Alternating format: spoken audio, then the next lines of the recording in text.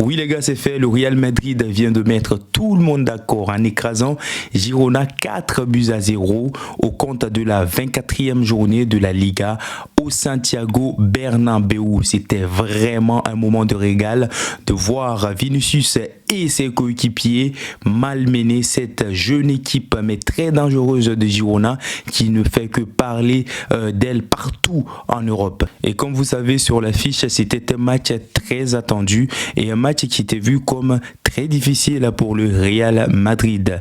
Mais les choses ne se sont pas passées comme prévu. Moi qui m'attendais à avoir un match très compliqué comme bon nombre de personnes, mais sauf que le Real Madrid, comme on le sait déjà, a rendu les choses très facile. Alors bonjour, bienvenue, ici Abdou. Je vais te parler de la belle victoire du Real Madrid contre Girona en Liga. C'est parti. Les gars, on avait très bien remarqué qu'avant le jour de match, Carlo Ancelotti avait déclaré avoir la plupart de ses défenseurs blessés et qu'il serait difficile pour lui d'aligner des joueurs qui ne sont pas à ce poste-là, qu'il n'est pas sûr si Rudiger pourra jouer ou Militao.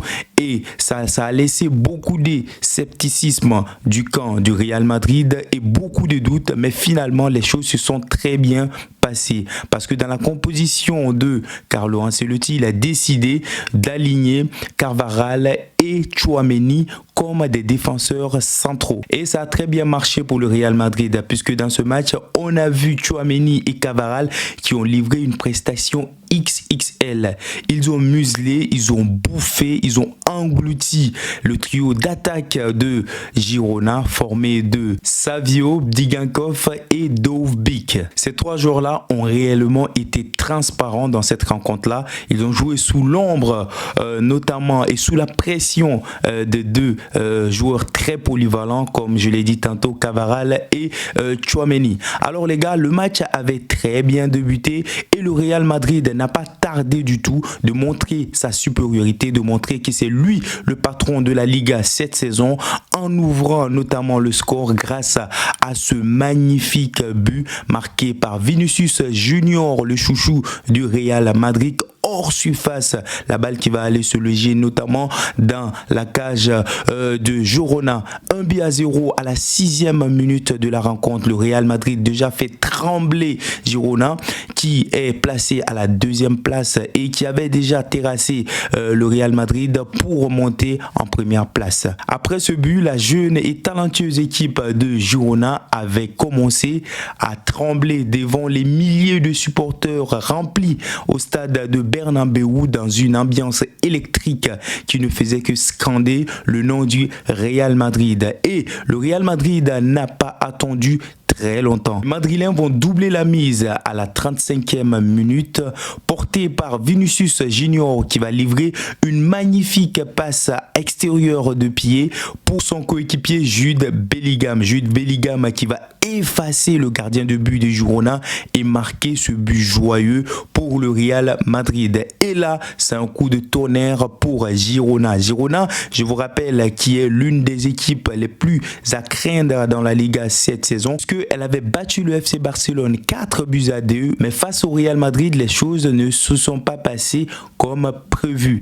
En première période, le Real Madrid s'est montré très entreprenant.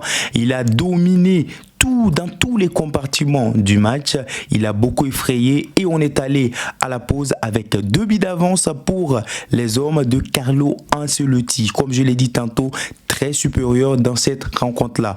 Au retour de la pause, on a vu une équipe de Girona qui avait beaucoup d'hésitation et qui n'était pas dans l'idée de révolte. En ce moment-là, ça a permis au Real Madrid de temporiser le jeu, d'être bien dans le tempo et de se créer énormément d'occasions. Honnêtement, le Real Madrid de cette année, c'est une équipe qui fait rêver. Une équipe portée par le duo Jude Bellingham et Vinicius Junior. Ils vont encore partir en contre-attaque. Cette fois-ci, Vinicius Junior qui va éliminer les défenseurs de Girona pour finalement donner l'occasion à Jude Bellingham de marquer son deuxième but de la rencontre, sa 16e but de la saison à la 56e minute. C'est une très belle action. Et finalement, c'est un chaos déstabilisateur pour Girona. Girona qui pensait pouvoir déstabiliser, détruire le Real Madrid à domicile. Alors, les hommes de Carlo Ancelotti avaient très bien prévu ce coup-là et finalement, c'est une surprise. Je dirais même pas une surprise, c'est une victoire, un score lourd, un score large, très bien mérité pour la prestation magnifique que les joueurs de Carlo Ancelotti nous ont livré dans cette rencontre-là. Honnêtement, 3-0 à la 54e minute. Le Real Madrid n'a pas eu froid aux yeux et s'est créé beaucoup plus d'occasions pour essayer d'atomiser aux yeux du monde entier l'équipe de Girona qui n'a jamais pu tomber face à une grosse équipe de la Liga cette saison, sauf, je vous rappelle, le Real Madrid. Et après, à la 65e minute, les gars, Rodrigo va marquer le 4e but du Real Madrid. Et là, c'est vraiment un cauchemar. C'est inimaginable ce que Girona est en train de vivre au Santiago Bernabéu contre le meilleur club mondial, le récran Real Madrid. Mais tout n'était pas encore fini. Même si on savait déjà, le Real Madrid aussi était unanime qu'il venait de créer un grand écart entre lui et Girona. Girona, je vous rappelle, qui occupe la 2e place et le Real Madrid avec cette avance-là occupe finalement la 1re place avec 5 points d'avance sur le 2e Girona. Alors les gars, les choses sont allées. Le Real Madrid n'a pas eu pitié de Girona puisqu'il était conscient que Girona cette saison n'est pas tombé face à une grosse équipe. Il a écrasé tous ses adversaires sur son chemin. Et le Real Madrid est quand même la seule équipe excepté, le seul club excepté parce qu'au match aller, je vous rappelle, le Real Madrid avait aussi humilié cette équipe de Girona 3-0 pour ceux quand même qui suivent bien le Real Madrid. Et c'est le même scénario qui se répète, mais de façon un peu plus difficile, un peu plus humiliante parce que un but de plus.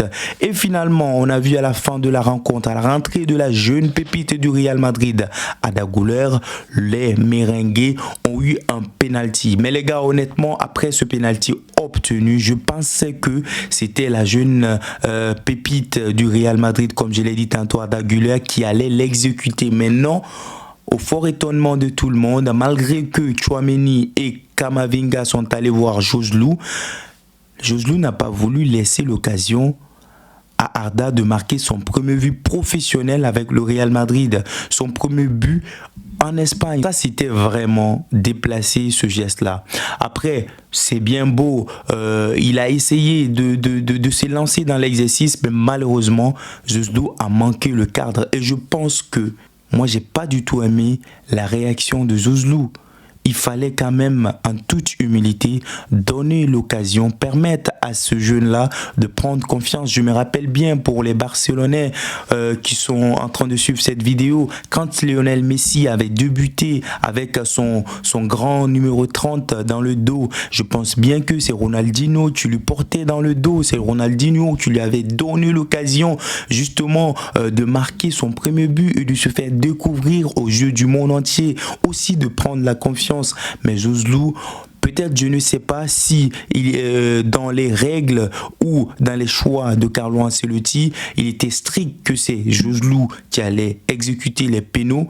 Mais bon, j'ai pas du tout aimé le refus catégorique de Joselu de ne pas céder cette chance-là à Arda Güler de marquer son premier but. En tout cas, les gars, le match se termine finalement après le raté grotesque de Joselu sur cette occasion qui aurait pu permettre au Real Madrid d'avoir 5 buts d'avance. Le match se termine sur 4-0. Le Real Madrid finalement à la tête de la Liga avec 61 points. Actuellement inarrêtable, que ce soit en Liga ou en Champions League. Et surtout, je vous dis, le Real Madrid avec tous ses joueurs. Je vais parler de Brahimi, même si aujourd'hui il n'avait pas marqué de but. Et surtout de Jude Bellingham et de Vinicius Junior. Ce duo-là, il m'excite honnêtement. Quand je vois ces deux joueurs jouer ensemble, il y a comme une alchimie, il y a comme un aimant qui les lie, ces deux joueurs. Ils se comprennent, ils se complètent tellement bien, mais fantastique ce qu'ils sont en train de livrer au Real Madrid, surtout Jude Bellingham pour une première saison. Il est actuellement incontournablement le meilleur joueur de la Liga et je dirais même le meilleur joueur mondial en ce moment. Si on se base sur les statistiques, il est milieu de terrain, mais il comptabilise à ce jour, je crois bien, si je ne dis pas de bêtises, il comptabilise 16 buts et 8 passes décisives.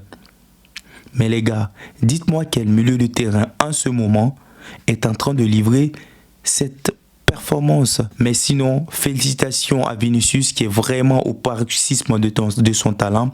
Et de l'autre côté, on oublie, on le dit moins.